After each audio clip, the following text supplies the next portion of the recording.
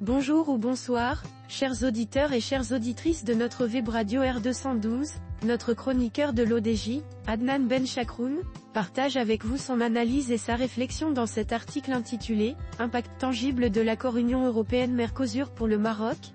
Le voici en podcast, spécialement pour vous. Adnan Ben Chakroun ouvre son propos en soulignant l'importance de l'accord historique signé entre l'Union Européenne et le Mercosur, ainsi une concurrence accrue pour l'agriculture marocaine et pression sur l'industrie automobile marocaine, l'accord historique signé entre l'Union Européenne et le Mercosur, après plus de 2 décennies d'âpres négociations, marque un tournant stratégique pour le commerce international. Mais quel impact concret ce pacte aura-t-il sur le Maroc, pays partenaire clé de l'Europe et hub économique en plein essor?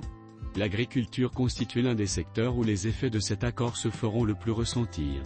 L'Union Européenne, principal débouché des exportations agricoles marocaines, s'apprête à ouvrir ses portes aux produits sud-américains tels que la viande, le soja et le sucre. Cette concurrence pourrait peser sur les agrumes, tomates et autres produits agricoles marocains, déjà soumis à des quotas et des exigences strictes. Notre ingénieur approfondit sa réflexion de cette manière. Si l'Amérique latine parvient à tirer parti des réductions tarifaires, les producteurs marocains devront redoubler d'efforts pour préserver leur part de marché. En outre, ce bouleversement pose des questions sur la stratégie du Maroc pour renforcer la compétitivité de son secteur agricole. Les pratiques innovantes, comme l'agriculture biologique et les produits à valeur ajoutée, pourraient offrir des alternatives pour se démarquer face à la concurrence accrue. Le Maroc, fort de son positionnement stratégique avec des zones franches telles que Tanger Med et Kénitra, est devenu un acteur majeur dans l'exportation de véhicules vers l'Europe. Toutefois, l'accord UE-Mercosur prévoit un accès facilité aux automobiles sud-américaines, ce qui pourrait poser un défi de taille pour les constructeurs installés au Maroc. Si l'industrie automobile marocaine a su attirer des investissements massifs et se positionner sur les véhicules électriques et hybrides, elle devra accentuer ses efforts pour se maintenir compétitive face à cette nouvelle donne. Une montée en gamme technologique et une optimisation des coûts seront nécessaires pour résister à la pression des nouveaux entrants. L'auteur enrichit son discours en abordant le secteur des énergies renouvelables, en disant « L'énergie verte, une carte à jouer pour le Maroc. Le secteur des énergies renouvelables, domaine où le Maroc excelle grâce à des projets d'envergure comme Nour et des initiatives ambitieuses en hydrogène vert, pourrait également être impacté. Le Brésil, membre clé du Mercosur, s'affirme comme un concurrent sérieux dans ce domaine avec des investissements croissants dans les énergies propres. Cependant, la proximité géographique du Maroc avec l'Europe et les accords déjà existants, place le Royaume en position avantageuse pour renforcer sa coopération énergétique. Le développement de projets conjoints en hydrogène vert et la mise en place de nouvelles infrastructures pourraient consolider le rôle du Maroc comme partenaire stratégique incontournable.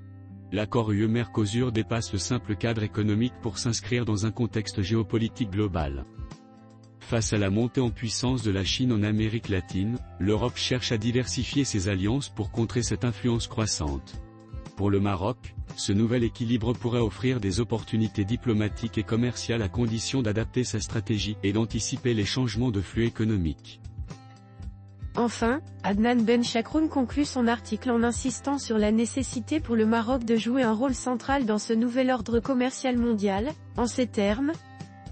Le Maroc, par sa position stratégique, a tout intérêt à jouer un rôle de pivot dans ce nouvel ordre commercial. Une intégration renforcée des chaînes de valeur euro-méditerranéennes pourrait constituer une réponse pragmatique aux défis posés par l'accord UE-Mercosur. L'accord entre l'Union Européenne et le Mercosur ouvre des perspectives ambitieuses, mais ses retombées indirectes pour le Maroc ne doivent pas être sous-estimées.